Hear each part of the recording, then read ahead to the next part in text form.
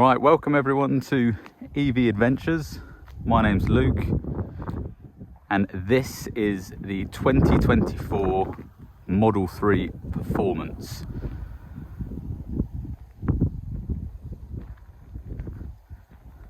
Just a quick little walk around of the car.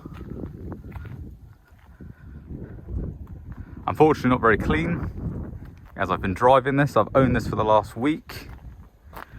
Really got to change those number plates because they look awful. I think it's such a good looking car. The front splitter, the little scoops on the front, 20-inch wheels, forged wheels.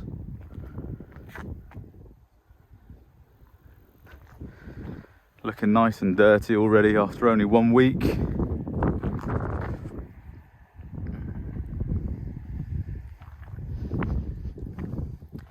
Nice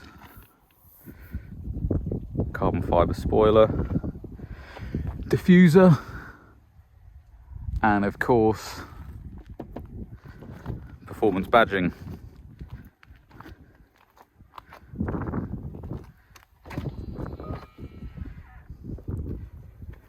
Decent amount of room inside, practical saloon car. Sorry, I just got to readjust the camera.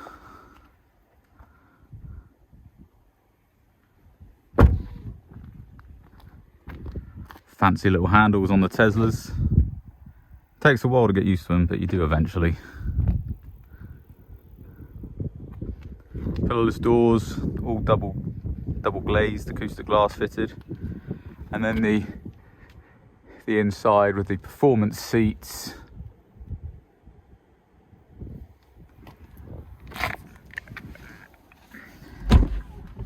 It does seem like quite a special place to sit and to be. Seatbelt on. So before we head off, just want to tell you a little bit about what this channel is going to be about. I'm planning to document my experience of running and owning an electric car. I've never owned one before, so this is my first electric car.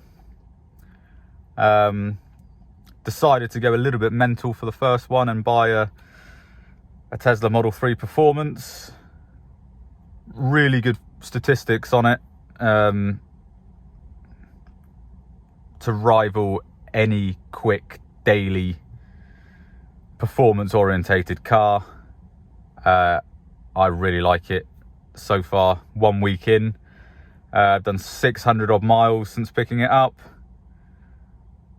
Charged it a couple of times, really cheap to run. I'm going to do some videos on that. I've already started talking to the guy who used to tune all my cars, so we're going down there for a dyno run, see what this actually produces, get it into dyno mode and see how it does. There aren't many videos on dynoing one of these, so that could be quite interesting. But myself, I'm a big petrol head. I've owned all sorts of stuff, from Jaguar XKRs to BMW 335D, 335Is, things like that. And then some slightly more boring things like the Golf TDIs that pull like trains, apparently, which really don't. So, no stalks on the Tesla. It's been covered so many times. It's not an issue. If you really struggle to press these buttons, I'd look at other areas in your life where you may be doing things wrong, because it's not difficult to do that. I won't rant about it too much. So, before we set off, better put it in the right mode first of all. Insane sport handling. I find the steering weight in standard is nice for fast driving. Heavy just feels too fake. We've got auto shift out of park on, which is a really nice and easy way to deal with the fact there's no gear selector or no proper gear selector.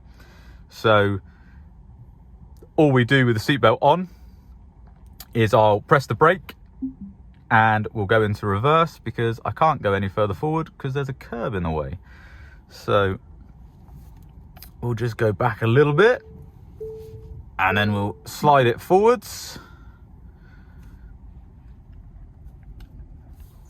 And then we'll take it for a little spin. Now, I've been driving this for a week.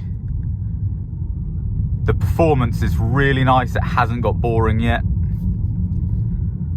Ride is quite firm in sport, as you can probably tell. I can feel the camera jiggling about on my head.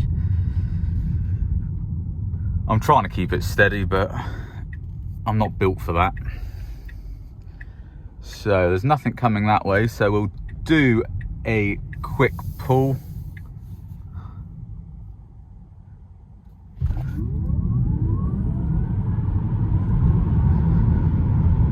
There's 60. I've got less than 40% charge at the minute. I'm on 39%, and I haven't felt this degrade performance-wise once yet.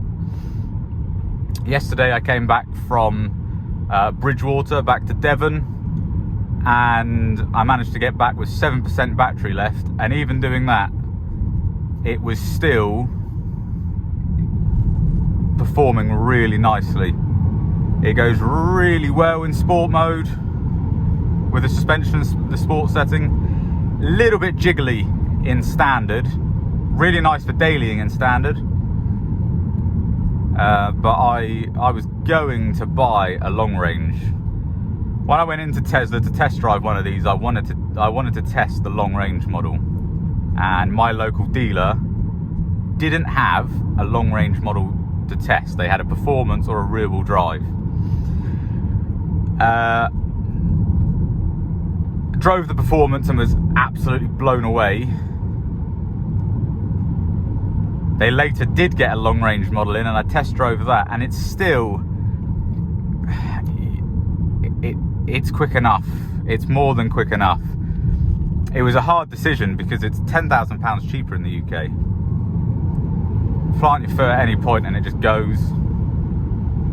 Got to remember that this is on camera, so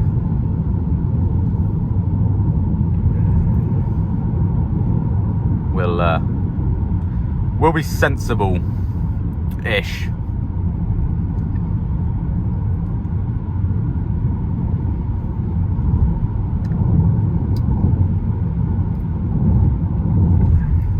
So sport mode or sport suspension, the best way I can describe it is it feels like a slightly stiffer M Sport suspension on a BMW. That's what I'd compare it to. It's a little bit firmer, but I've owned E46s, E92s, and one of the F30 generation BMWs, all with M Sport suspension. This handles, when in sport mode, better than all of them. The way, the grip that this has is stupid. I didn't know it was possible for a car to grip as well as what this grips. So we're coming to a stop now, just on the regen brakes. We'll come to a complete stop and go.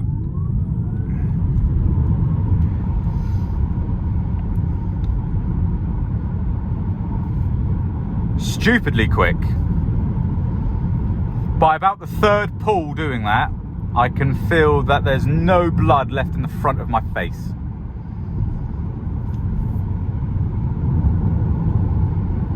It's the only car I've ever driven where I've needed the headrests in this, because it's the only way that you can stop yourself from getting cramp in your neck.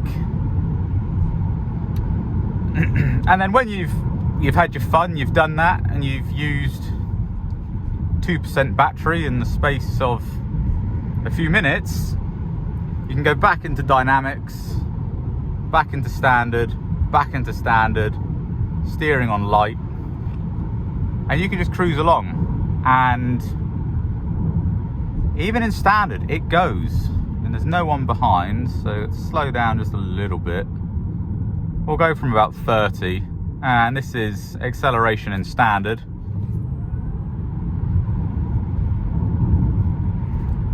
It still flies. And standard in this is about long range performance. So if you're weighing up whether it's worth saving £10,000 from a purely performance point of view, it's difficult. I really struggled. I was deciding for weeks. In fact, I reached the limit on the number of test drives that Tesla will give you. It's 7. Because I just kept test driving the long range and the performance to decide which one I wanted. Eventually, it wasn't the power that won me over with the performance model, it was the sport suspension and the seats and the body kit stuff. So really, really nice. Lovely car to drive, so effortless. You get into anything with just a gearbox. You get into anything, whether it's a manual or an automatic, and it feels so outdated. I didn't realise I was so good at sensing vibrations in cars, but I know if I'm in a vehicle with an engine, because it's just so smooth and quiet and effortless. And I was dead set against getting an EV. I was going to be one of these people that had petrol or diesel cars until I was forced into an electric car. That was as little as 2 months ago. And now, here I am in a Model 3 Performance.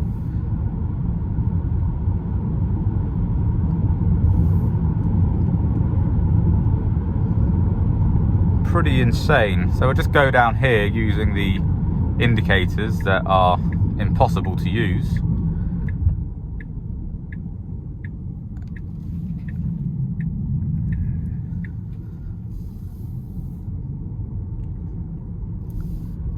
And this road is quite bumpy, but the ride quality on this, I've owned an L322 Range Rover, and in standard mode, the handling, the ride quality of this car matches that.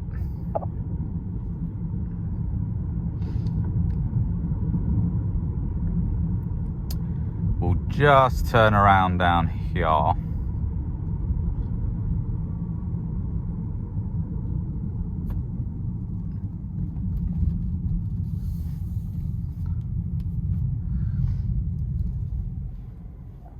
There shouldn't be anything coming because it's the weekend. Now everything's controlled by this screen. I've heard a lot of people moan about that as well. It's not that big of a problem. If you want to use the wipers, there's a button here for wipers, and when you press it, the wipers will come on once, and then you get a menu here. You can scroll up using a button and put them on auto or any speed that you want. So the wipers are actually done with buttons. You don't have to go into a million different menus. The lights are a similar thing. If you press the light button, the lights will flash, but then it will give you whether you want them on auto, full, side lights, or off.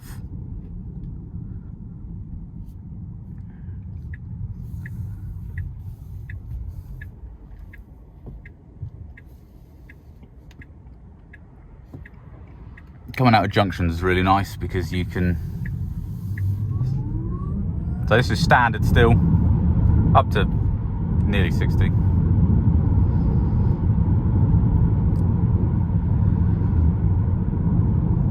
So on this drive, since we've set off, we're still at 300 watt hours per mile. That's really not bad considering I've been putting my foot down quite a lot. I will do a video, a quick one, going through all the stuff on here. There are some really nice features on this car. Oh, another one whilst we're talking about buttons. If you press and hold the left-hand button, you bring up a menu, and you can set this to any one of these. I've got it set so it asks me all of them. So you can change things, again, without having to go through the touchscreen. I have it on acceleration mode most of the time, so I can switch between insane and standard. I've used chill, but it's a bit pointless. Again, for most people, chill would be enough for 99% of their driving. But it's such a waste having a car like this. And what's so nice about having a car like this one, the Performance Tesla, and any performance electric car, is the fuel you're using is so easy to put back in, and it's so cheap to put back in. So I'll go home now and I'll plug this in. Whether I had a petrol or diesel car, it would be sat on the drive doing nothing for the rest of the evening. This is being filled up with fuel. And it's costing me 7 pence per kilowatt.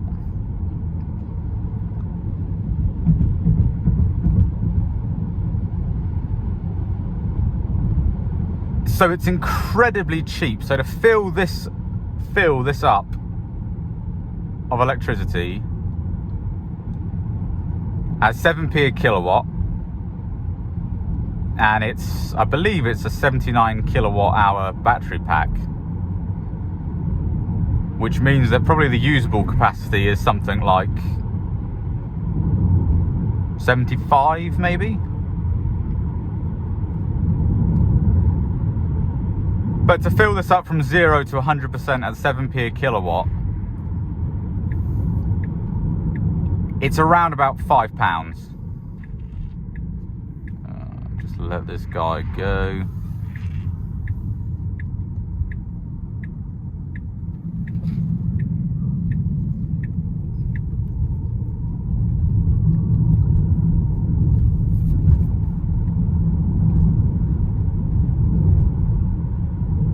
But it's so nice to drive. Now, people have probably seen other videos that have been done about this overheating when used on track, which is a little bit of a design flaw, I'll be honest. It's not how I plan to use this. It's going to be just a quick daily car. And as a quick daily car, I've given this hell previously. In the week that I've owned it, I've given this hell.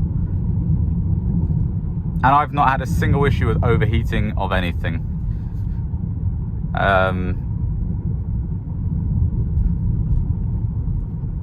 It's just such a lovely car to drive. It really is. And the only area that I can think of where it's worse than a petrol car is that it makes no noise. But the flip side of that is what makes it so good, because it just makes this very futuristic sounding noise, like a spaceship. And why it doesn't have all the theatre around it like a big V8 would, it still brings out the childish side, which is what makes us petrol heads anyway, is the fact that we like things that make loud, ridiculous noises that doesn't benefit anyone apart from the people who enjoy it.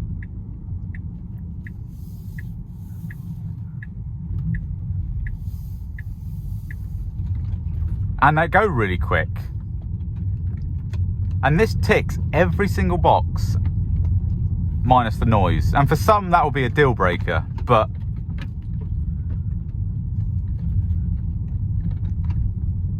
for me it adds to it, because sometimes you don't want all the noise.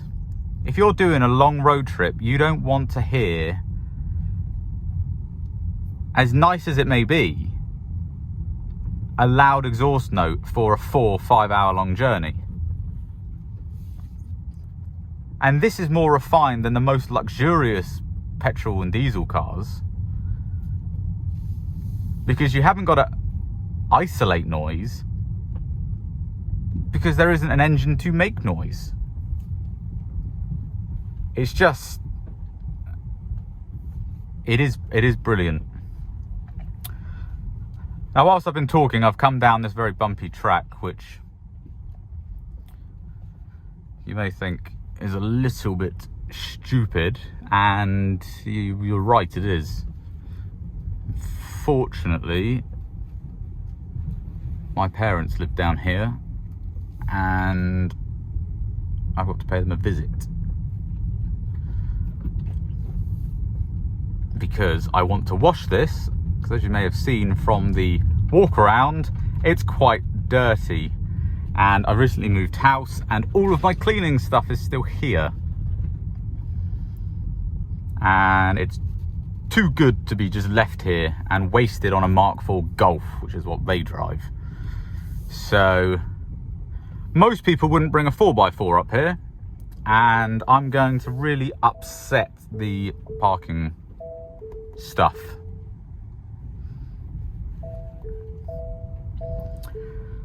So, answering the really important question, can you green lane a Model 3? Yes, you can. It's got 4-wheel drive, so it's fine.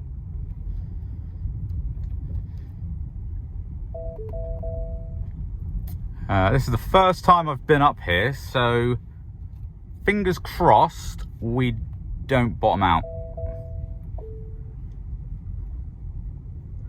I did bring my lowered E92 up here, which was lower than this. That was a good couple of years ago, though.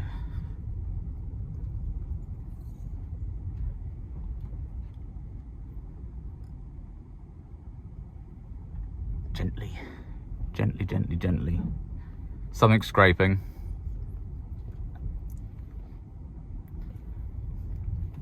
Who does this in a £60,000 car that isn't a 4x4? Well, it is a kind of a 4x4. It's all-wheel drive. Park assist is degraded. Good. Hopefully that means it will stop beeping. Distance estimations may be inaccurate. Oh.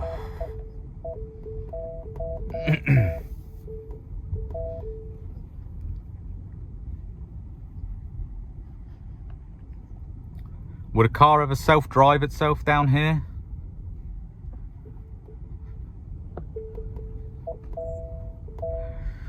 It would just throw a hissy fit, wouldn't it? So it probably wouldn't. Well, I'm nearly here now anyway. It's just there. I'll be there in the next hour, probably, at this rate. They won't want to be on camera, so if you like this video, I'm going to try and do upload one a week at least. Loads of stuff coming, so if you've got this far, like, subscribe, and I'll see you on the next